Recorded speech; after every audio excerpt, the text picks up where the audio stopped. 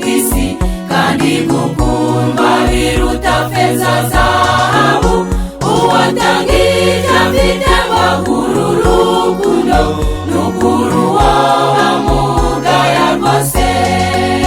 Yesu agukunda nta kiguzi umuhaye yatanze amaraso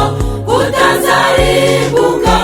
umuntu agabira undi akamwitura Yesu ugukunda uzamwitura iki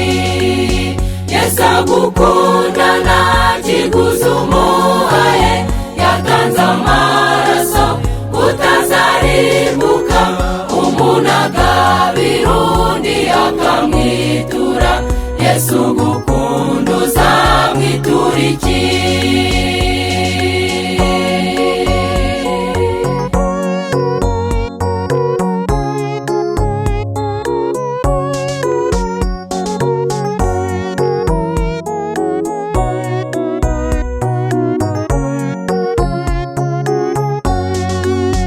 umuntu akunda undi akamugabira nyuma agahinduka akamwitura inabi urukundo rwa Yesu ntiruhinduka nshuti mutura umutima wawe Yesu agukunda nta kiguzi umuhaye yatanze amaraso utazaribuka umuntu agabira undi akamwitura Yesu ugukunda uzamwitura iki Yesu agukunda nta kiguzi umuhaye yatanze amaraso utazaribuka umuntu agabira undi akamwitura Yesu ugukunda uzamwitura iki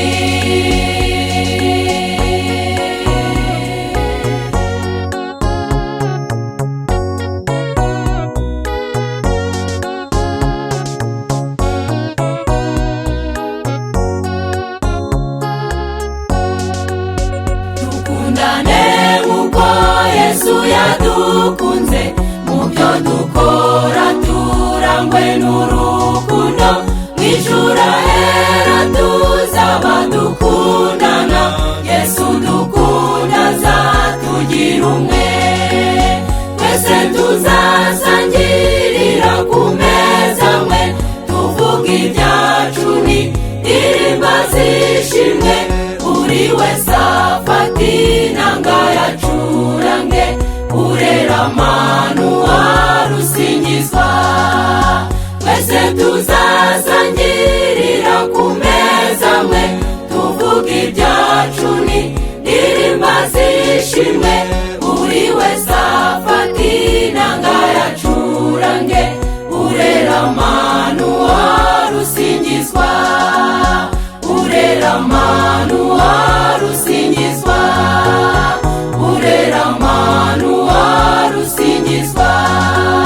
twese tuzasangirira ku meza amwe tuvuga ibyacu n'indirimbo zishimwe buri wese afata inanga yacurange urera manu warusingizwa